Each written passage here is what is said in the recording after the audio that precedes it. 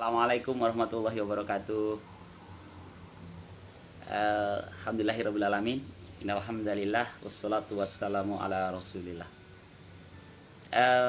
Al-Mukarram Ustadz Zuhairi, para asatidz sekalian, para alumni, dan yang saya sayangi, santri putra dan putri Al-Iman. Yang ini terlihat kayak rapi duduk. Lambaikan tangannya kalau mendengar suara saya. Ayo santriwan santriwati mana? Ya, cuman satu yang dengar suara saya. Mana yang lain? Angkat tangannya. Iya. Oke, terima kasih. Ya, saya memastikan aja kalau suara saya terdengar. Baiklah ya. Terima kasih.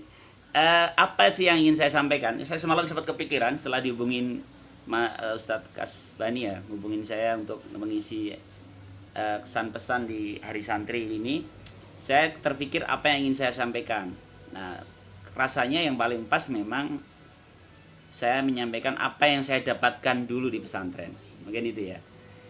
Perlu saya mungkin sebagai gambaran buat adik-adik sekalian, juga anak-anakku sekalian ya. Saya ini alumni Al-Iman. Mohon diralat Ustadz Aziz kalau salah. Kayaknya lulus 93 ya. Lulus 93 atau 94 saya lupa. Saya agak geseh karena dari Al-Iman saya justru kuliahnya di stan pajak. Jadi nggak nyambung ya.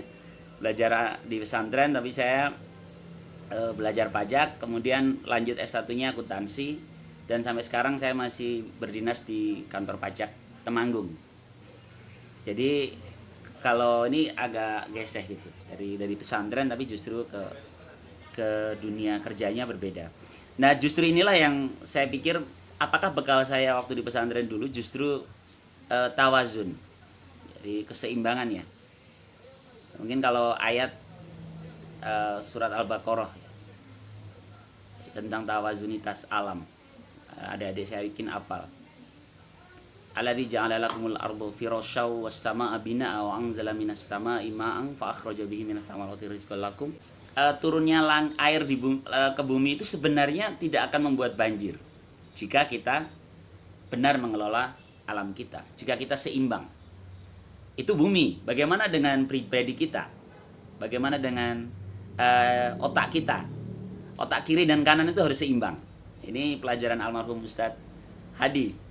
Bagaimana kita belajar pesantren, banyak hafalan. Bahkan saya dulu aliyah itu ngambil jurusannya biologi, jadi justru sains ya, bersama Ustadz Budi ya. Aduh, Ustadz Budi.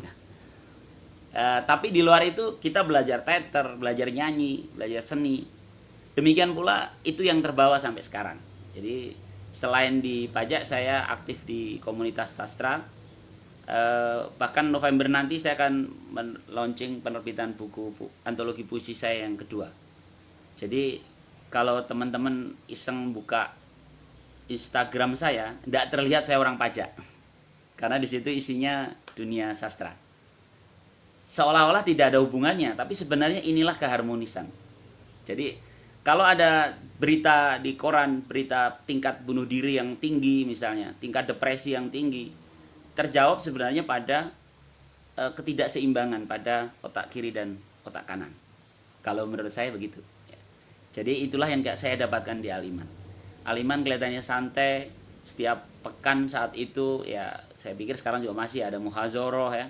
Kita belajar pidato, belajar istirohah, itu di acara istirahat kita belajar, kita harus mengisi acara istirahat dengan teater, dengan nyanyi, puisi, dan itu saya pikir luar biasa. Ya, jadi tawazunitas. Karena itu pesan buat teman-teman yang sekarang masih belajar di Al-Iman, optimalkan semangat belajar kita. Buat gambaran, saya dulu selain belajar di kelas, ini ada Ustadz Aziz kenal ya, saya aktif juga di perpustakaan. Kalau perpustakaan di Al-Iman kurang memadai, saya ke Kawadanan ya, Kawadanan Muntilan. Saya member di sana. Jadi buku itu ada pintu ilmu.